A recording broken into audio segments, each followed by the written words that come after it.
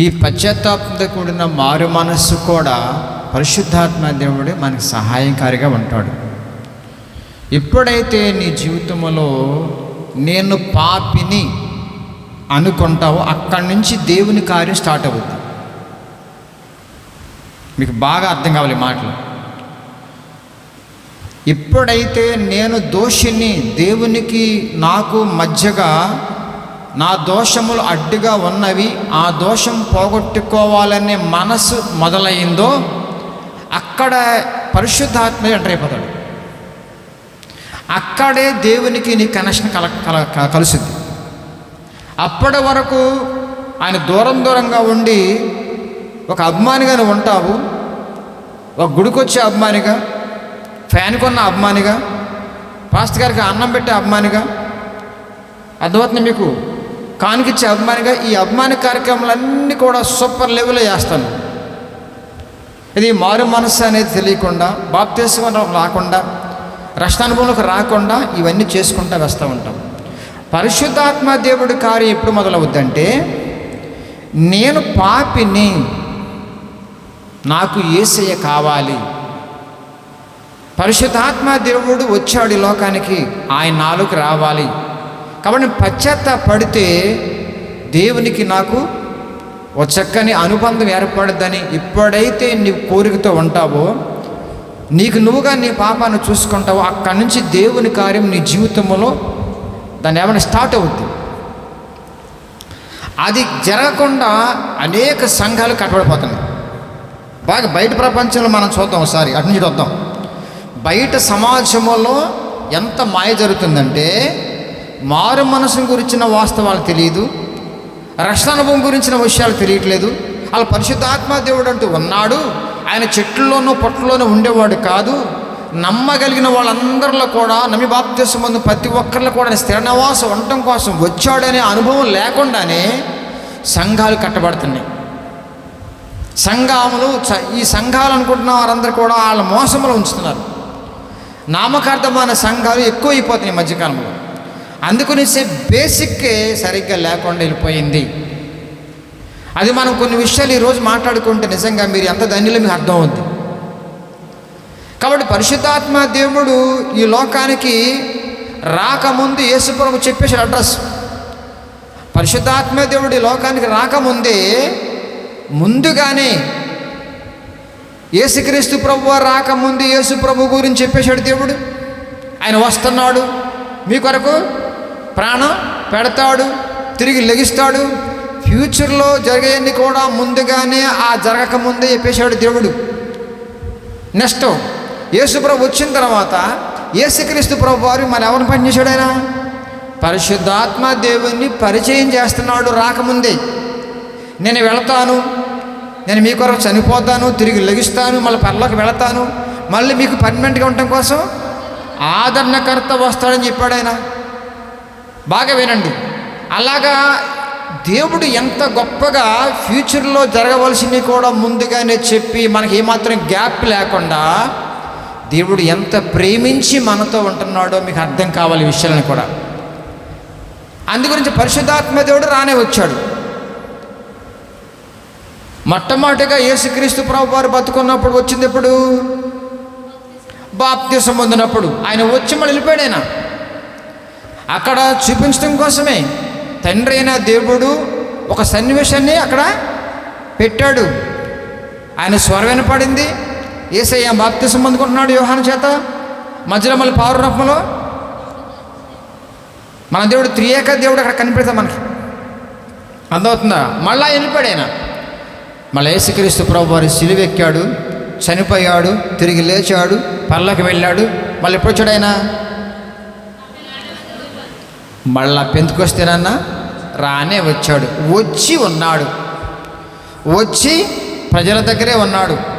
ఆయన ఉండేవాడు, వెళ్ళిపోయేవాడు కాదు, పర్మనెంట్గా ఉండేవాడు. మరి నీలోకి ఎప్పుడు వస్తాడు? భూలోకంలోకి వచ్చేసాడు ఆయన, ప్రజలందరి కొరకు వచ్చేసాడు ఆయన. ఏమాత్రం మీద గ్యాప్ ఇవ్వాల. ఆయన వచ్చిన తర్వాత నువ్వు స్వీకరించాలి ఆయన్ని. మరి ఎప్పుడు వస్తాడు మీలోకి? మారు మనసు పొంది. చదవన్నమాట, మీరు మారు మనసు పొంది పాప క్షమాపణ నిమిత్తము. మైక్ ఒకళ్ళ దగ్గర పెట్టుకుంటే మరి రిపీట్ చేయకుండా టైం సేవ్ అవుతుంది. మనకి ఒకళ్ళే చదవండి వాళ్ళ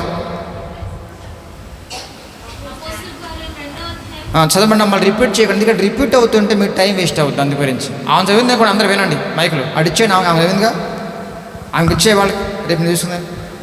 ఒకళ్ళ దగ్గర పెట్టుకోండి. మీరు మారు మనసు పొంది పాప క్షమాపణ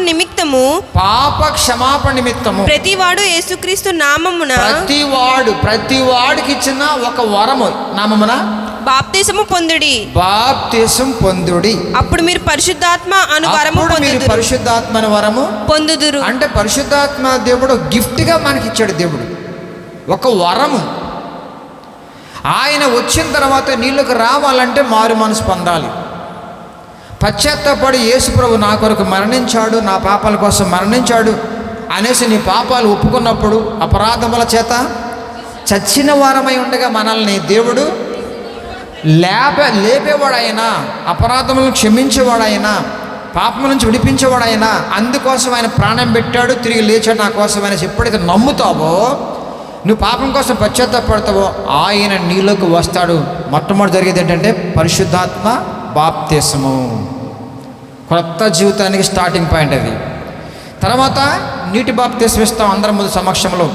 దాని భావం వేరు, దాని అర్థం వేరు, అని కూడా చెప్తాం. అది ఇప్పుడు ఎంతకు యేసుక్రీస్తు ప్రభువు ఆయన వెళ్ళిన తర్వాత, పరిశుద్ధాత్ముడు వచ్చిన తర్వాత ఇప్పుడు ఆయన ఎక్కడున్నాడు? మీలోనే ఉన్నాడు, నాలోనే ఉన్నాడు. అందరికీ ఒకే ఆత్మ, అందరికీ తండ్రి ఒక్కడే, ఒకే విశ్వాసం, ఒకే బాప్తిసం, ఒకే పరలోక రాజ్యం.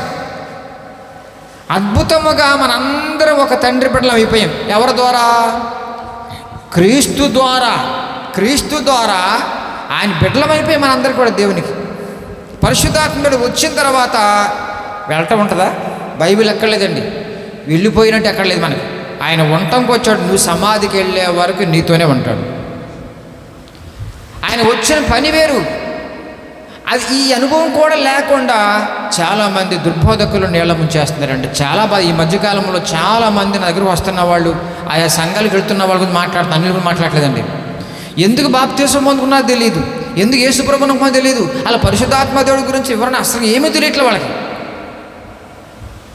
అదేవరంటే కనుక మేము పలానా కష్టం వచ్చిందండి, పోయిందండి, ప్రభువుని నమ్మేవండి. పలానా మా పిల్ల అయిందండి, ప్రభువుని నమ్మేవండి.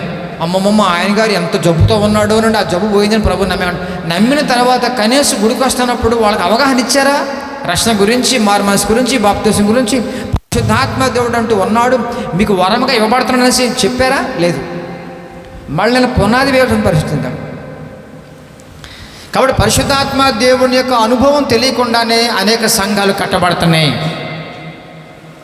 ఆ అనుభవం గురించి కొంత వివరణ మనం తెలుసుకోకపోతే కనుక మనం కూడా అదే బాణిలో ఉంటాం.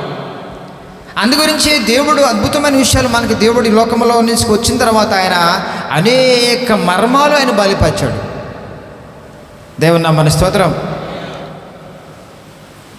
కాబట్టి ఆఖరిసారిగా పరిశుద్ధాత్ముడు వచ్చాడు. గమనించి తండ్రి అయిన దేవుడు ఉన్న పీరియడ్లో తన దూతలను యేసు ప్రభుని పంపించుకుంటూ వెళ్తూ ఉండేవాళ్ళు, ఆయా పనులు చేసేవాళ్ళు. అది అయిపోయింది, పీరియడ్ అయిపోయింది. యేసు ప్రభు డైరెక్ట్గా మళ్ళా లోకానికి మానవుడుగా వచ్చాడు, ఆయన పని అయిపోయింది, వెళ్ళిపోయాడు ఆయన. ఇప్పుడు చివరి క్షణంగా చివరి వారికి ఎవరు వచ్చారు? చివరిగా పరిశుద్ధాత్మ దేవుడు చివరిగా ఇవ్వబడిన గిఫ్ట్, వరము. ఆయన్ని కూడా పోగొట్టుకుని దిక్కులేదు. ప్రపంచానికి ఇప్పుడు కావాల్సిన వాడు ఎవడో? పరిశుద్ధాత్మ దేవుడు కావాలి. వీళ్ళకి ఎవరు కావాలి? ఇప్పుడు పరిశుద్ధాత్మ దేవుడు కావాలి. లేకపోతే నువ్వు పాపాన్ని జయించలేవు, లోకాన్ని జయించలేవు, శాతాన్ని జయించలేవు. ఎప్పటికప్పుడు ఆ బోధల్లోనూ ఆ శిక్షణలోనూ ఆయన పెంచి రాకడకు సిద్ధపరచకపోతే ఇంకోరు లేరు. ఆఖరి పర్సన్ ఆయనేక, ఆయన నీతోనే ఉంటాడు ఆయన. అందుకని నువ్వు ఎలాంటి వేషాలు వేసినా సరే సామాన్యంగా ఒకసారి రమ్మన్న తర్వాత ఆయన బయటికి రాడు, ఏడుస్తాడు తప్ప. బైబిల్లో ఉందన్నమాట. ఆయన ఏడుస్తాడంట. ఆయన ఎన్ని చేసినా, నువ్వు ఎన్ని పనిమాలు వేసినా సరే ఒకసారి ఆ లోపల ఉండి ఏడుస్తాడు ఆయన. అందుకే నీకు దుఃఖము, నీకు వేదన, మనశ్శాంతి ఉండదు, నెమ్మది ఉండదు. క్రైస్తవులకి తప్పు చేసిన క్రైస్తవులు మనశ్శాంతి కోల్పోతారు. ముందు మీరు బాగా వినండి, శిక్ష అంటే అదేనండి. మీకు తప్పు చేసిన క్రైస్తవులు మనశ్శాంతిని కోల్పోతారు, నెమ్మదిని కోల్పోతారు, ధైర్యం కోల్పోతారు. ఇక ఎంతకంటే శిక్ష ఏముంటుందండి? రంపాన్ని బట్టి కోసేటి ఈజీ అండి, తప్ప వెళ్ళిపోతాం. కానీ అశాంతిగా నెమ్మది లేకుండా పిరుగుతనంగా జీవితమేనా? అందుకే నువ్వు ఎప్పుడైతే తప్పు చేస్తావో ఆయన నీలో ఉన్నవాడు ఏమవుతాడు? ఏమవుతాడేనా? ఏడుస్తాడు. పరిశుద్ధాత్మ దేవుని మీరు దుఃఖపరచకుడి ఆయన ఏడుస్తాడండి. అంటే నువ్వు ఏడిపించడం కోసం పిలిచావు ఆయన్ని? ఏడిపించడం కోసం ప్రభు నమ్మా నువ్వు? అందుకే దయచేసి గమనించండి, ఆయన ఏడుస్తున్నాడంటే కనుక మీరు ఎక్కడో దెబ్బ కొడుతుంది. అందుకే ఆయన సంతోషపెట్టే జీవితం కోసం ఎల్లప్పుడూ కూడా ఆయనతో సహవాసం చేస్తున్న వాళ్ళంగా, ప్రార్థనా పరులంగా, వాక్యదాన పరులంగా, ఆయన ద్వారా ధైర్యము, నెమ్మది, సంతోషము, సమాధి ఎప్పటికప్పుడు రెడీమేడ్గా మనం పొందుకోవాలి, ఏ రోజుకి ఆ రోజే. అందుకనే ప్రార్థన ఉండగా నేటికి కావాల్సిన ఆహారం నాకు, ఎందుకని నేటికి కావాల్సిన ఆహారం అన్నాడు? ఎక్కువగా ఉంటే ఆ రోజు ప్రార్థన చేయనాము. అందుకే భక్తుల జీవితాలు మీరు చూడండి, వాళ్ళు వెనకమాల ఏదో ఆస్తి నుండి సేవలకు రాలా, అన్నీ పోగొట్టుకుని దేవుని కోసం సేవ చేసుకోండి. ఎప్పటికప్పుడే ఆహారం పెడతా ఉంటే దేవుడు అది తిని ఆరోగ్యంగా ముందుకు వెళ్ళిపోయాడు, ప్రశాంతంగా, ధైర్యంగా, నెమ్మదిగా. ఎందుకంటే పరిశుద్ధాత్మ ఆగుతూనే ఉన్నాడు ఆయన విడిచిపెట్టి వెళ్ళాడు కాదుగా. బిడ్డలని మీరు బాగా అర్థం చేసుకోవాలి ఇక్కడ పాయింట్. పరిశుద్ధాత్మ దేవుడు నీలోనే ఉంటాడు. మీ అమ్మ దూరంగా ఉండొచ్చాము, మీ నాన్నగారు దూరంగా ఉండొచ్చాము, అత్తమ్మ దూరంగా ఉండొచ్చాము, వాళ్ళు అప్పుడప్పుడు దూరంగా ఉంటారు, కానీ పరిశుద్ధాత్మ నీతోనే ఉంటాడు. నువ్వు ఎక్కడికి వెళ్ళినా నీతోనే ఉంటాడు. బాగా విన్నారు మన ఈ అనుభవంలో కనుక నువ్వు లేకపోతే నువ్వు రాంగ్ వెళ్తావు. కేవలం ఫిజికల్గా వచ్చావు, పర్సన్ చూసి నువ్వు భయపడుతున్నావు. అమ్మో పోలీసు వాళ్ళు, అమ్మో మా అమ్మ, అమ్మో మా నాన్నగారు ఏమంటాడు, అమ్మ మా నాన్నగారు వస్తున్నారా, మా అమ్మగారు వస్తున్నారా అనేసి పిల్లలు భయపడుతూ ఉంటారు. అమ్మ మా ఆయన వస్తున్నాడని భార్య భయపడుతూ ఉంటుంది, అమ్మ ఆవిడుంది అని ఈయన భయపడుతూ ఉంటాడు. నువ్వు పర్సనల్గా ఒక ఫిజికల్గా ఉండే బాడీని నువ్వు భయపడుతున్నావు తప్ప అసలు నీలోనే ఉన్నవాడు, అన్ని చూస్తున్నవాడు, అన్ని గమనిస్తున్నవాడు, అన్ని స్కాన్ చేస్తున్నవాడు నువ్వేం భయపడ్డావు? ఈ అనుభవం కనుక సంఘాల్లో ఉంటే, బిడ్డల్లో ఉంటే కనుక ఈ పొరపాట్లు చేస్తారా? ఆదివారం మాత్రం పరిశుద్ధంగా ఉంటున్నారు, సోమవారం ఎలా ఉంటున్నారు అంటే ఆదివారం మాత్రం పరిశుద్ధాత్మ నీలో ఉంటాడా, మిగిలిన వాళ్ళు ఉండా? ఒక్కసారి థింక్ చేయండి బిడ్డలారా, మీ అందరు కూడా.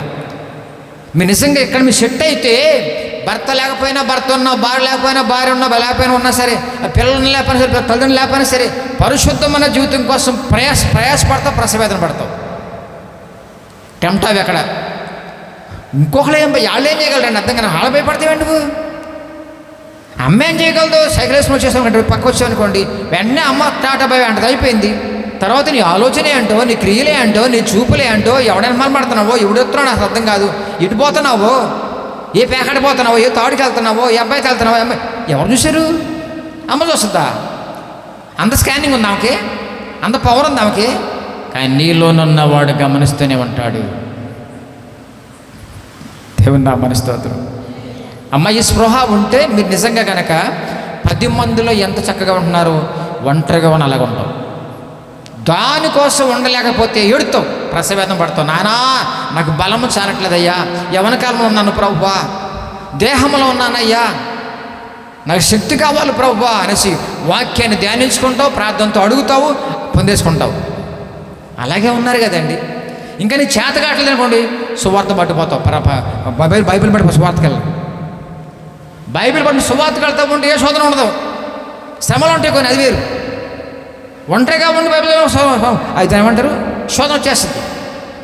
కానీ బైబిల్ పట్టిన బయటికి వెళ్ళాలనుకోండి అస్సలు ఏమాత్రం పొరపాటు. ఎందుకని దేవుని యొక్క సైనికుల్లాగా వెళ్తూ ఉంటావు, సాతాన్ని గడగడ ఉని పారిపోతాడు. అందుకే అంట మన సంఘంలో అందరి బిడ్డలకి బైబిల్ పట్టుకొని సువార్త చేసే వాళ్ళందరికీ కూడా ఒకటి, తమను తాము కాపాడుకుంటారు. రెండో, తన కుటుంబానికి సైనికుల్లా పనిచేస్తారు. మూడవది, దేవుని పనులు నిమగ్నమవటం వల్ల ఎన్నో దేవుని పొందుకుంటారు. మీరు అది జరిగిన వాళ్ళు వారి జీవితంలో అద్భుతాలు పొందుకుంటారండి. దేవుని నామమున స్తోత్రం. చూడండి, ఒక చక్కని మాట మీరు చెప్పండి, ఆశపడుతున్నా. హెబ్రీయులకు రాసిన పత్రిక 6వ అధ్యాయము కొన్ని విషయాలు చెప్తే ఈరోజు అంత చెప్పడం మా సమయం చాలదు, అవకాశం ఉంటే మరొకసారి నేను పంచుకుంటాను. 6వ అధ్యాయం చూద్దాం. హెబ్రీ పత్రిక 6వ అధ్యాయం 1-2 చదవనా? కాబట్టి ఆ. నిర్జీవ క్రియలను విడిచి మారు మనసు పొందుటయు ఆ. దేవుని యందలి విశ్వాసమును ఆ. బాప్తిసములను గూర్చిన బోధయు ఆ. హస్త నిక్షేపమును ఆ. మృతుల పునరుత్థానమును నిత్యమైన తీర్పును అను పునాది మరలా వేయక పునాది ఎప్పుడేయాలి? ఇవన్నీ పునాది. మారు మనసు గురించి, ప్రేమ గురించి, రక్షణ గురించి, పశ్చాత్తాపం గురించి, బాప్తిసం గురించి, ఇవన్నీ ఎప్పుడు జరగాలి? ఇవన్నీ స్టార్టింగ్లో యేసు ప్రభుని పరిచయం అవుతున్నప్పుడు జరగాలి. ఇవన్నీ కూడా సంఘంలో. కానీ ఇక్కడ ఏమన్నాడు? ఏమమ్మా మరలా వేస్తున్నారండి వీళ్ళు. అసలు కొన్ని సంఘాలు ఇది కూడా లేదు, పునాదే లేదు. అమ్మా మీ బాగా వినండి వాక్యాన్ని. కొన్ని సంఘాలు ఇది కూడా లేదు, పునాదే లేదండి, పైన స్లాబ్ వేస్తున్నారు. అందుకే సంఘాలు కూలిపోతున్నాయి. నిలబట్ల విశ్వాసులు చిన్న కష్టం వస్తే ఊరేసుకుంటున్నారు. ఏంటి? సంఘంలో ఉన్న వాళ్ళండి, క్రైస్తవులండి. నాకు చాలా దేవునికి అవమానం కదండి అది. అసలు క్రైస్తవులు చచ్చిపోవడం ఏంటండి? ఆత్మహత్య చేసుకుంటున్నా ఊరేసుకోవడం ఏంటి? క్రైస్తవులు పులిమంది ఆటం ఏంటి? అర్థం కాదు అని వాళ్ళకి ఏమర్థమైంది? వాళ్ళకి నువ్వు ఎవరు నమ్మి చచ్చిపోయావు? నువ్వు ప్రేమికుడినా, ప్రియురాలనా, అమ్మనా, నాన్న, అత్తనా, కోడలనా, వీళ్ళని నమ్మావు నువ్వు. నీలో ఉన్నవాడిని నమ్మావు నువ్వు. అయ్యో ఎంత ఘోరం జరిగిపోతుంది. దేవునికి ఎంత అవమానం అండి. అందుకే మన సంఘంలో ఆ బిడ్డ అలా చేస్తే ఎమ్మడిని చివట్లేసాను. ఏమో జాలిపడలేదండి. ఒకరోజు వెళ్ళ. ఎందుకని? నా పెంపకంలో పరిశుద్ధాత్మ ఏలుబడిలో ఉన్న నీవెంత బలహీన పడితే సంఘం ఏమైపోద్ది? చవనమాట ఏంటని పునాది? విశ్వాసం గురించి, బాప్తిసం గురించి, బోధ గురించి, మృతుల పునరుత్థానం గురించి ఈ పునాది వాక్యాలండి. పరిశుద్ధాత్మ దేవుడు ఉన్నాడు, బాప్తిసం అంటే ఇదమ్మా, ఏమంటే ఇది, విశ్వాసం అంటే ఇది కూడా చెప్పకుండానే మళ్ళీ పునాది ఏంటి? ఎందుకు? అప్పుడప్పుడు జ్ఞాపం చేసుకుంటే మీరు పరిశుద్ధాత్ముడు వచ్చిన తర్వాత దీని గురించిన పూర్తి అవగాహన మీకు ఉండాలి. విశ్వాసం అంటే ఏంటి? మారు మనసు అంటే ఏంటి? రక్షణ అనుభవం అంటే ఏంటి? పరిశుద్ధాత్మ అనుభవం వల్ల వచ్చే మేలు ఏంటి? అసలు మృతుల పునరుత్థానం అంటే ఏంటి? ఇవన్నీ కూడా కనీసం చెప్పకుండా వాళ్ళు ఎలా పెంచుతారు నువ్వు? ఓహో జ్వరం పోతే, రోగాలు పోతాయి, ప్రభు నమ్మండి, అది వస్తే, ఇది వస్తే, తాయాలు వస్తాయి అని చెప్తారు మీరు. ఇలాగా ఇదండి ఎంత బలహీనమైపోతున్నారండి విశ్వాసులు. పాపం వాళ్ళకి ఏమీ తెలియదు. వాళ్ళకి చెప్పాల్సిన బాధ్యత ఉన్నది పాస్టర్లకి. గొర్రెకి సరైన ఆహారం లేకపోతే వేరే దొడ్లో పోద్ది. అవి వెళ్ళనివ్వడు, మేత పెట్టడం. ఇప్పుడు జరుగుతుందండి. తర్వాత ఇంకో విషయం చెప్పమంటారా? సెంటిమెంట్లు ఏంటో, పాస్టర్ గారండి మా కోసం ఉపవాసం ఉన్నాడండి బాబు 5 రోజులు. అది ఈజీ కదండి. 5 రోజులు ఉపవాసం పెద్ద కష్టం ఏంటి? ఉపమా తిని 5 రోజులు ఉపవాసం ఉండరు. ఆయన ఉంటే చచ్చిపోతారు ఆయన. అర్థమవుతుంది మీకు? మిమ్మల్ని బొట్టలో పడేయాలంటే ఈజీ అండి. ఎలాగా? మీ ఇంటికి 10 సార్లు వచ్చి ఆరోగ్యం పాపం పలకరించి ఇక వివేకం బుద్ధి అవసరంలా. ఎవరింటికి వెళ్ళాలో ఎవరింటికి వెళ్ళకూడదు దేవుడు మాకు ప్రేరేపిస్తాడండి. అర్థమవుతుందా? వెళ్ళిపోయి కూర్చొని 7 రోజులు కూడలు పెట్టేసి ఏంటిది? భౌతికపరమైన మానసికమైన ప్రేమలు ఎక్కువైపోయినాయి. బాగా కనెక్షన్స్. వీళ్ళు దేవుని కంటే ఎక్కువ ఎవరిని ప్రేమిస్తారు? అసలు పాస్టర్లను ప్రేమిస్తారు. వీళ్ళందరూ సెలబ్రిటీ చేస్తారు. అందరూ కూడా అవసరమైతే వీళ్ళు కూడా అలాంటి చేస్తారు. వీళ్ళందరూ కూడా. ఆయన అంటున్నాడు, నేను ఎంత ప్రయాసపడ్డానండి. ఏం ప్రయాసపడ్డామన్నా? ప్రయాసపడి ఏంటంటే అర్ధరాత్రి అయినా సరే వెళ్ళిపోయిన ప్రార్థన చేసేవాడిని అండి. Okay, no problem. అర్ధరాత్రి ప్రార్థన చేసిన ఈ కనెక్షన్, మీ ఇద్దరు కనెక్షను. మారు మనసు గురించి చెప్పలేదు, రక్షణ గురించి చెప్పలేదు. ఆటోమేటిక్ లోకంలో పడిపోతే ఇప్పుడు నువ్వు ఎందుకు మాట్లాడుతున్నావు? ఆరోగ్యం బాబోతే అర్ధరాత్రి అనిపోయింది. కష్టం అండి అది. మారు మనసు గురించి ప్రసవేదన పడటం కష్టం, సత్యవాక్యములు పెంచడం కష్టం, పరిశుద్ధాత్మతో అనుబంధం చేసి ఆ పరిశుద్ధాత్మ అనుభవంలో పెంచడం కష్టం. అరే భౌతికపరమైన ప్రేమలు చూపిస్తుందండి పాస్టర్ అందరూ కూడా. అక్కడ కనెక్ట్ అయిపోతున్నారు వీళ్ళు కూడా. పెచ్చోళ్ళు పాపం. తప్పక ఏమవుతారండి? తప్పక పునాదే పడలా, ఇంకా పిల్లరసే పడలా, ఇంకా స్లాబ్ ఎక్కడ వేసాడు? ఇంకా అందుచేత మీరు చాలా ధన్యులు. మీ ఎంతో లోతైన విషయాలు దేవుడు మీకు బయలుపరుస్తున్నాడు. అందుకే అంటారన్నమాట, చుట్టుపక్కల ఉన్న సంఘాల కంటే ఎందుకు మనం బెటర్ అవుతున్నామంటే లోపల ఉన్న అంతరే పురుషుడు సంతోషపరుస్తున్న ఆ పెంపకం వల్ల మిమ్మల్ని పెంచుతున్నాడు దేవుడు. దేవునా మన స్తోత్రం. చూద్దాం, చూడండి చక్కని ఎఫెసు పత్రిక యోహాను సువార్త 16:13 చదువుదాం. యోహాను సువార్త 16:13. ఎందుకు ఏ పరిశుద్ధాత్ముడు వచ్చాడో చూద్దాం సరే. ఆయన అనగా సత్యస్వరూపి అయిన ఆత్మ వచ్చినప్పుడు మిమ్మును సర్వసత్యంలోనికి నడిపించును. మిమ్ములను సర్వసత్యములోనికి నడిపించును. యేసుక్రీస్తు ప్రభు ఈ లోకములో ఉన్నంత వరకు గమనించండి, సర్వసత్యము బయలుపడలే. ఇంకా రక్షణ గురించిన విలువలు బయటపడలా. అదవుతుంది మీకు. అది పరిశుద్ధాత్ముడు వచ్చిన తర్వాత అక్కడ స్టార్ట్ అవుద్ది. అది బయలుపడిచి ఉంటే కనుక సిలువ ఎక్కకూడదు, చంపరెవరు. అర్థమవుతుంది మీకు. వారి మొన్నెత్తలకి అంతే అలా ఉన్నాయి. ఎందుకని దేవుడు బయలుపరచలే. ఇంకా వాళ్ళు కళ్ళు తెరవబడలా. పరిశుద్ధాత్ముడు వచ్చిన తర్వాత యేసు ఎందుకు వచ్చాడో, ఆయన వల్ల నీకు మేలేంటో అర్థమవుతుందా, ఆయన వల్ల జరిగిన కార్యం ఏంటో మొత్తం వివరంగా నీకు చెప్పి నీకు ఆయనకి కనెక్ట్ చేయడం వచ్చాడు. ఆయన నీతోనే ఉంటాడు. ఆయన రాకడకు సిద్ధపరుస్తాడు, సపోర్టర్గా ఉంటాడు. ఆయన ఎంత చక్కని వరం అండి. ఆయన చదవమాట. ఆయన తనంతట తానే ఏమీ బోధింపక వేటిని వినును వాటిని బోధించి సంభవింపబో సంగతులను మీకు తెలియజేయును. ఏమండి, ఫ్యూచర్ టెన్స్ అంటే భవిష్యత్తులో జరగబోయే అన్ని కూడా పరిశుద్ధాత్మ దేవుడు బయలుపరుస్తున్నాడు సంఘానికి. ఎంత జ్ఞానం ఇస్తాడండి ఆయన. ఆయన వచ్చింది సంపూర్ణతలో పెంచడం కోసం. సహం కాదండి. అక్కడ ఏముందమ్మా, సర్వ సత్యములోనికి నడిపించును, సంపూర్ణతలో తీసుకెళ్తాడు ఆయన. సంఘం అంటే అది, సంఘం అంటే అదేనండి. అందుకే మీ నిజంగా సర్వసత్యం తెలిసినప్పుడు అండి ప్రపంచానికే గొప్పవాళ్ళు అవుతారు. మీరు వాక్యములో బ్రతుకుతున్న వాళ్ళు, వాక్యాన్ని ధ్యానిస్తున్న వాళ్ళు గమనించండి, మీకు మించిన వాళ్ళు ప్రపంచంలో మరొకరు ఉండరు.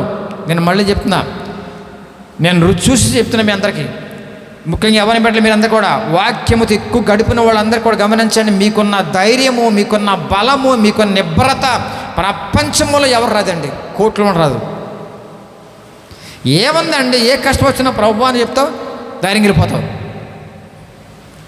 దేవుని చిత్తాన్ని లోబడిన వాళ్ళు తన చిత్తానుసారంగా మిమ్మల్ని మలుస్తాడు. ఆయన పక్కన పెట్టి వాడుకుంటే కనుక పోరా నీ ఇష్టం అంటాడు. అంతే. గోతులు పడిన తర్వాత అమ్మమ్మయ్య ఉంటాం. అద్భుతమండి ఇది, ఈ జీవితం మనకి. ఆయన్నే బహుమానంగా ఇచ్చిన తర్వాత, వరంగా ఇచ్చిన తర్వాత ఆయన్ని ఎందుకు పోగొట్టుకుంటాం, ఎందుకు ఆయన బాధ పెడతాం? ఇంకా దేవుని నా మన స్తోత్రం. చూడండి, ఎఫెసు పత్రికలో ఒక చక్కని మాట, 4వ అధ్యాయము, ఎఫెసు 4వ అధ్యాయం 29-30 చదవండి. విని వారికి మేలు కలుగునట్లు అవసరమును బట్టి క్షేమాభివృద్ధికరమైన అనుకూల వచనమే పలుకును గాన దుర్భాష ఏదైనను మీ నోట రానియకుడి. దేవుని పరిశుద్ధాత్మను దుఃఖపరచకుడి. అది గమనించండి. ఎప్పుడైతే దుర్భాషలు ఆడతారో, ఎప్పుడైతే అనుకూల వచనం కాకుండా వ్యతిరేకమైన వచనం పలుకుతూ ఉంటారో, ఖచ్చితంగా మీ నోటి మాటను బట్టి ఆయన బాధపడతాడు. వినువారికి మేలు, అక్కడ ఏముందమ్మా, వినువారికి మేలు కలుగునట్లు అవసరమును బట్టి క్షేమాభివృద్ధికరమైన అనుకూల వచనమే పలుకుడు గాని. దీన్ని ఏమంటారండి, వివేకం బుద్ధి అంటారండి. మంచి వివేకవంతమైన జీవితం మంది, బుద్ధిగల కన్నికల్లాగా మన సిద్ధపడుతున్న జీవితం మంది. అసలు ఎంత చక్కని మాట అండి అది. చదవండి అన్నమాట. అవసరమును బట్టి క్షేమాభివృద్ధికరమైన అనుకూల వచనమే పలుకుడు గాని దుర్భాష ఏదైనను మీ నోట రానియకుడి. వస్తే దేవుని పరిశుద్ధాత్మ వస్తే గడియ అక్కడే ఉందమ్మ, వస్తే ఆయన ఏడుస్తాడు. ఏమండి, చిన్న మాట తేడా వస్తే ఎడుతున్నా అంటే కనుక మీరు ఎన్ని క్రియలు చేశారో, పనిమాలిన క్రియలు. నిజమండి. ఒకసారి వాక్యంతో కనెక్ట్ అవ్వడం బిడ్డలారా. ఈ రాత్రి మనం సెట్ చేసుకుంది ఎవరికి వెళ్తుంది, చాలామంది ప్రపంచానికి వెళ్తుంది ఈ ప్రసంగం. కానీ మనం జాగ్రత్త పడదాం బిడ్డలారా. మాటను బట్టి ఆయన ఏడుతున్నాడంటే కనుక మీరు ఎన్ని క్రియలు చేసి ఉంటారండి, ఎన్ని పనులు చేసి ఉంటారండి, ఒకసారి పరిశీలించుకోండి బిడ్డలారా. మంచి అవకాశం దేవుడు ఇస్తున్నాడండి మరోసారి. దేవుని పరిశుద్ధాత్మను విమోచన దినం వరకు ఆయన యందు మీరు ముద్రింపబడి ఉన్నారు. గణపరచండి దేవుణ్ణి, దేవుని నామమున స్తోత్రం, స్తుతించండి దేవుణ్ణి. విమోచన దినం వరకు పర్మనెంట్ పరిశుద్ధాత్మ దేవుడు నీతోనే ఉంటాడు అని. పర్మనెంట్. ఎందుకు నువ్వు ఒంటరిగా ఫీల్ అవుతున్నావు? నాకెవరు లేరు, వాళ్ళు లేరు, వీళ్ళు లేరు. ఎవరున్నారండి మిషనరీస్కి? వాళ్ళకి ఎవరు దిక్కండి? దేశంగా దేశం విడిచిపెట్టేసి దేశానికి వచ్చిన తర్వాత ఎన్ని బాధపడ్డారు వాళ్ళు? ఎవరిని బట్టి బతికారు వాళ్ళు? జనాంగను బట్ట, పొలిటికల్గా ఇన్ఫ్లుయెన్స్ ఉంది వాళ్ళకి. వాళ్ళు చీ అంటున్నారు పక్క నుంచి, వాళ్ళు సపోర్ట్ లేదు అప్పుడు ఆ రోజుల్లో. ఎంతో డబ్బు ఖర్చు పెట్టేసి వాళ్ళ ఆ సొమ్మంత ఆస్తులు అమ్మేసుకుని వచ్చేసి భారతదేశంలో ఎన్నెన్నో కళాశాలలు, విద్యాలయాలు అన్ని స్థాపించి, హాస్పిటల్ స్థాపించి, మిషనరీసు విద్యాబుద్ధులు నేర్పి ఇక్కడ ప్రపంచం ఈ దేశంలో వాళ్ళకి కావాలి సహాయం చేసి వాక్యాన్ని బోధించి వెళ్ళిపోయారండి పరలోకానికి. వాళ్ళు ఎవరిని బట్టినా అంత ధైర్యంగా ఉన్నారు వాళ్ళు? మీకు అమ్మ ఉన్నారు, నాన్న ఉన్నారు, అత్త ఉన్నారు, మామ ఉన్నారు, పక్క ఉన్నారు, సంఘం కూడా ఎంతమంది ఉన్నారు? అప్పుడు సంఘాలు కూడా అప్పుడు ఒంటరి వాళ్ళే. మీరెందుకమ్మా అలా భయపడుతున్నారు? ఎందుకు బాధపడుతున్నారు? సెంటిమెంట్లుగా చాలామంది కనెక్ట్ అవుతుంది మానసికంగా, కానీ ఆత్మ సంబంధం దేవునికి కనెక్ట్ అవ్వట్లా. చాలా బాధాకరం అండి ఈ విషయం. నేను ముగించేస్తానా. చివరిదాకా ఉండేవాడు ఒక్కడే పరిశుద్ధాత్మ దేవుడు. ఎక్కడున్నాడైనా? మీ ఇంట్లో మూలం కూర్చోలా, నీలో ఉన్నాడు, నీలో ఉన్నాడు. ఈ అనుభవాన్ని చాలామంది తెలియక పాపం మేము కూడా ప్రభువుని నమ్మేసామండి, ఇప్పటి నుంచో నమ్మేమండి దేవుణ్ణి. అయ్యో దేవుడు ఎంత చేశాడో మాకు అంటుంది హామా. అమ్మ అక్కడితో నాకు ఏం చేయకపోతే ఇప్పుడు వినమమ్మా ఆయన్ని, ఆయన నమ్మవమ్మా, అది చేసాడు ఇది చేసాడు కొన్ని చెప్పేసి నాకు బాగానే. అమ్మ నిజంగా చేయలేదనుకోండి అవి నమ్మవా? ఎందుకు నమ్మేవు తెలియట్లానికి. పరిశుద్ధాత్మ దేవునితో అనుబంధం లేకుండా ఉన్న వాళ్ళు మీరు ప్రార్థన చేయమన్నా యూజ్లెస్, ఉపయోగం లేదు. డమ్మీ వాళ్ళు, మట్టికొండలు వాళ్ళు. పరిశుద్ధాత్మ దేవుడు లేకుండా ఉన్న గుడికి వెళ్తున్న వాళ్ళతో మీరు ఏమంటున్నారంటే నా కోసం ప్రార్థన చేయండి. ఇప్పుడు మీకు అర్థమవుతున్న ఆన్సర్ ఏంటో?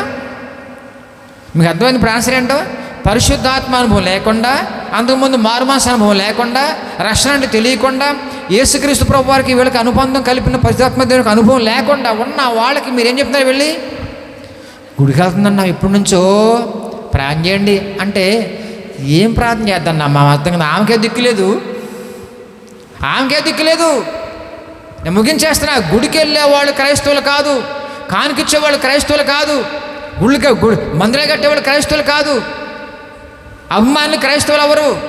క్రీస్తులోనికి వచ్చిన వాళ్ళు క్రైస్తవులు. క్రీస్తులోకి రావడం అంటే పరిశుద్ధాత్మ దేవుని ధరించుకోవటము, ఆయనతో సహవాసం పెంచుకునేవాళ్ళు. దేవుని నామమున స్తోత్రం చెప్పండి గట్టిగా. ఎందుకని అనుభవం లేకుండా ఉన్న వాళ్ళకి మీకు తేడా తెలియట్లే మీకు అంటే మీరు ఎక్కడ ఇంక కనబడిపోయి ఉన్నారన్నమాట. మీకు అమాత్రం తెలియట్లేదా? మీరు గుడ్డోళ్ళు ఏమన్నా? ఇంత జ్ఞానం ఉన్న వాళ్ళు పరిశుద్ధాత్మ వరం ఉందా? పరిశుద్ధాత్మ అభిషేకం జరిగింది అసలు ఆమెకి? మారు మాసం గురించి అవగాహన ఉందా అనేసి కనీసం తెలియకుండానే మీరు లూజ్గా మాట్లాడుతున్నారు వాళ్ళతో. మీరే వాళ్ళకి ఆధారం. మిమ్మల్ని ఆధారంగా పెట్టాడు దేవుడు. వాళ్ళు మీకు అర్థమవుతుందా? మారు మనసు పొందల. ఇంట్లో మీ అమ్మే ఉండొచ్చు, అమ్మ భౌతికంగా ఆధారం. ఎందుకంటే అమ్మ కొంచెం సహాయపడుతుంది, కంద కాబట్టి ఆ దేవుడు ఆమె కడుపు నేసాడు కాబట్టి ఆమె డ్యూటీ ఆమె చేస్తుంది, నువ్వు చేస్తావు. అది రిలేషన్ ఏంటంటే భౌతికపరమైన రిలేషను. ఆత్మీయ రిలేషన్ ఉందా మీ ఇద్దరికి? చెప్పండి కొంచెం. ఆత్మీయ రిలేషన్ ఉందా? కొంతమంది భర్తలు మారలేదు, ఈ రిలేషన్ ఉంది మీ ఇద్దరికి? చెప్పండి. కొంతమంది భర్తలు మారలే కదండి, ఈ రిలేషన్ మెయింటైన్ అవుతుంది మీ ఇద్దరి మధ్యన? చెప్పండి బిడ్డలు, మా నోటు రాట్ల వాళ్ళిద్దరికి. భౌతికపరమైన రిలేషన్ మెయింటైన్ అవుతుంది. భౌతికపరమైన సంబంధం వేరు, ఆత్మీయ అనుబంధం వేరు. ఆత్మీయ అనుబంధం నీలో ఉన్నవాడు ఆయనలో ఉంటే కనుక అప్పుడు అనుబంధం పెరుగుద్ది. అది శాశ్వతమైన బంధము. పరలోకి వెళ్ళి అక్కడే ఉంటాం. ఈ లోకంలో ఉండి చిన్న అనుబంధానికే తలముఖలైపోతున్నావు, నువ్వు తబ్బైపోతున్నావు. శాశ్వతంగా నిన్ను కాపాడడం కోసం ఆయన ఈలోకి వచ్చిన తర్వాత ఆయనతో అనుబంధం ఎంత గొప్పగా ఉంటుంది. మళ్ళీ అంటా నువ్వు ఆయన లేకపోతే అసలు చాలా కష్టం అండి. ఏం లేకపోతే మధ్యలో వచ్చిన ఆయన ఎప్పుడో నీ కొరకు ప్రాణం పెట్టిన ఆయన ఎప్పుడో వచ్చాడు, నీలోకి వచ్చాడు, ఆయన పక్కన పెట్టేసిందేమా. ఆయన లేకపోతే ఎలా పోతామండి, నా పిల్లలు అయిపోతారనేసి తింటలు అన్నామేక. ఒక ఆమె డాక్టర్ దగ్గర తీసుకెళ్ళిందండి, మంచన పడ్డండి ఆయన, తాగేసి మొత్తం లెవెల్ పాడైపోయినాయి. ఆమె అంటున్న మాటలు ఎవరో క్రిస్టియన్ అంటామా, ఆమె అంటున్న మాటలు ఏంటోనండి. ఆయన లేకపోతే అయ్యో, ఆయన ఉంటేనో సాధించేసావు, సాధించేసావు, డేలు గంపలా ఉన్నావు. ఆయన తాగిపోతూ ఈయన ఒకటికాయ. క్రైస్తవులంటే ఈ లోకములు ఒంటరి వాళ్ళే. యేసు తప్ప మనకు ఎవరు దిక్కులేరు. గమనించండి బాగా. మీరు నమ్మగలిగితే ఎంతమంది ఉన్నా లేకపోయినా సరే సింహలా పోతాం మనం. దేవుని కనపరిచిన సరే ఈ బలమైన ఆలోచన విధానంలోకి రానివ్వట్ల సాతానుగాడు సంఘాన్ని ఇలా బలముగా పెంచనివ్వట్ల. ఇప్పటికి చాలామంది మీకున్న బలహీనత ఏంటంటే, అత్త మా ఆయన అమ్మో కలితో ఎన్నిసార్లు గుడి మానేసి ఉంటారో. వీళ్ళ శ్రమతో నిలబడేది, వీళ్ళ రాకడొస్తే వెళ్ళిపోయేది. మీ స్వార్థాల కోసం దేవుని ఉపయోగించుకుంటున్నారు. బాగా అర్థం చేసుకోండి సంఘమా, మేల్కో. మీ భౌతికపరమైన అవసరాల కోసం దేవుని ఉపయోగించుకుంటున్నారు. మీ ఆలోచన విధానం మారాలి. దేవుని పని ఎంతో ఉంది, దానికి ఖర్చు పెట్టవు, ఖర్చు అవ్వు, ప్రయాసపడవు. ఒక పెయిన్ రాకూడదు, ఒక కష్టం రాకూడదు, సుఖాల మీద సుఖం వెళ్ళిపోవాలంతే. చివరికి వెళ్ళిపోతే ఎడబోతావు. ఇలా తిరుగుతూ ఉంటావా చుట్టూ, ఈ బంధాలు తిరుగుతూ ఉంటావా? బంధాలు తెంపుకోవద్దు, దయచేసి గమనించండి. వాళ్ళ దిక్కు నువ్వే. కానీ దౌర్భాగ్యం ఏంటంటే వాళ్ళే దిక్కు అన్నట్టుగా నువ్వు ఫీల్ అవుతున్నావు. అది బాధ, పెయిన్ దేవునికి. నీకు వాళ్ళకు కూడా నేను దిక్కు అని దేవుడు అంటుంటావంటే నువ్వేమన్నావంటే మా అమ్మే దిక్కు, మా ఆయనే దిక్కు, నా పిల్లోడే దిక్కు, మా బంధుత్వం లేకపోతే ఏమైపోతావు అనేసి బలహీన మాటలు మాట్లాడటం వల్లే దేవునికి అవమానం వస్తుంది. మరి మా అమ్మ నాన్న లేరు, ఏం చేయాలి ఇప్పుడు? నేను ఫోటో పెట్టిన ఇంట్లో ఫోటోలు ఉన్నాయా? దండలేసి ఎక్కడన్నా బంతి పెట్టిన బంతి ఏమన్నా పొర్రపాటున ఎత్తనం. అరే బతుకున్నవాడి గురించి మాట్లాడాలి తప్ప వెళ్ళిపోయిన గురించి వాళ్ళ గురించి నాకు ఎందుకండి బాబు. ఇప్పుడు బతుకున్నప్పుడు నా పని నేను చేశా, కోళ్ళ పని కోడలు చేసింది, నా పిల్లల పని నా పిల్లలు చేశారు, అయిపోయింది, క్లోజ్. ప్రభులు నడిపించాం, చాప్టర్ క్లోజ్. పెద్ద ఫోటోలు దండలు పెట్టేస్తావు, మరి ఆయన అవుతాడు. తప్పు అంటలేదండి, జ్ఞాపకార్థం పెట్టుకోండి. జ్ఞాపకం కూడా అవసరంలా. ఎవరిని జ్ఞాపకం చేసుకోవాలండి? ఎవరిని జ్ఞాపకం చేసుకోవాలి? అమ్మాయి జ్ఞాపకం చేసుకోవాలి. ఎందుకు అమ్మ జ్ఞాపకం చేసుకుని నాకేం ఉపయోగపడద్దామా? వింటున్నారా అమ్మాళ్ళు? అమ్మని జ్ఞాపకం నాకేం ఉపయోగపడుతున్నావా? మా నాన్న జ్ఞాపకం నాకు ఉపయోగపడుతున్నానా? వెళ్ళిపోయేరాళ్ళు, వాళ్ళ పాత్ర అయిపోయింది, వెళ్ళిపోయేరాళ్ళు. బతుకున్నా అని జ్ఞాపకం చేసుకుందాం. నా తండ్రి యేసయ్యా, ఎంత బలం నీకుందా? ఈ బలం నీకుందా? అసలు ఉంటే నువ్వు ఒంటరిగా ఫీల్ అవ్వండి, ఏం పర్లా, నా ప్రభు ఉన్నాడు. దేవుని నామమున సొంతగా. కొంతమంది అండి భర్త లేకపోతే ఇంట్లో పడుకోరు వీళ్ళు, కొంతమంది భార్య లేకపోతే ఇంట్లో ఉండరు వీళ్ళు, పిరుకున్నాడు. వీళ్ళు తెయ్యాల లేకపోతే మన నిజం క్రైస్తవులు వీళ్ళు ఎక్కడున్నారండి అర్థంగా? వీళ్ళు యేసయ్య నాకు లేరన్నట్టుగా ఉంటారు పిచ్చోళ్ళు వీళ్ళు. వీళ్ళ సువార్తకి వెళ్ళేది, వీళ్ళ శ్రమలు పడేది. మీరు కూడా అంత ఆడపిల్లలు ఏమైపోద్దండి? దిక్కు లేకుండా ఉన్నారు వాళ్ళు. గ్రహంశ్చయాన్ని చనిపోయిన వెంటనే మిగిలిన బిడ్డను తీసుకొని పోయి ఎక్కడే ఉండి సువార్త చేస్తానన్నామా ధైర్యంగా. ఒక బంధువులు లేరు, ఆత్మీయులు ఎవరు లేరు వాళ్ళకి. స్థిరంగా ధైర్యంగా పనిచేస్తుంది అక్కడ, అదే స్టేట్లో. నీ కష్టాలు వస్తే నువ్వు ఇలా ఉంటావా? సుఖాల కోసం అలవాటు పడిపోయారండి మీరు కూడా. బయటేమో పరిశుద్ధాత్మ అనుభవం లేకుండా పాడైపోతున్నారు. పరిశుద్ధాత్మ దేవుని కలిగి ఉన్న తర్వాత మీరు ఆయన దొక్కిపెట్టేసి మీ సుఖాల కోసం మీరు ఆయన వాడుతున్నారు. చాలా బాధేస్తుంది. కాబట్టి నేను ముగించేస్తున్నాను. నీలో ఉన్నవాడు మీ ఇంట్లో ఉన్న వాళ్ళకంటే గొప్పవాడు. నీలోనున్నవాడు నువ్వు అధికంగా ఎవరినైతే ఆయనకంటే ఎక్కువ ప్రేమిస్తున్నావో వాళ్ళకంటే గొప్పవాడు.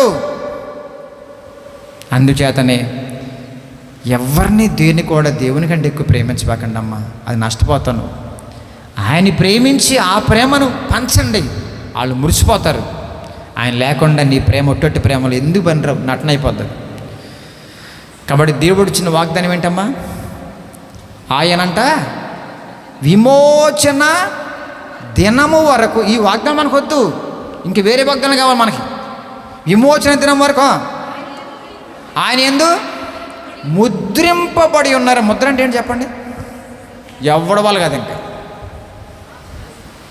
ఆత్మచేత మనల్ని ఆయన ముద్రించుకున్నాడమ్మా. Security, full security. అనిపిద్దామా?